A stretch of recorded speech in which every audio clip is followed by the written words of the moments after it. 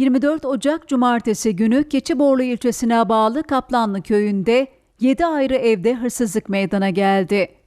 Jandarma Suç Araştırma Timi ile Keçiborlu Jandarma Komutanlığı asayiş timleri tarafından faillerin yakalanması için kapsamlı çalışma başlatıldı. Şüphelilerin farklı tarihlerde girdikleri evlerden 13 adet çeşitli cins ve ebatlarda bakır kazan, 2 adet motorlu ağaç kesme testeresi, 9 adet su bataryası ve muslukla 5 adet asma kilit çaldıkları belirlendi. Çalınan malzemelerin Denizli'deki hurdacılara toplam 120 bin lira karşılığında satıldığı tespit edildi.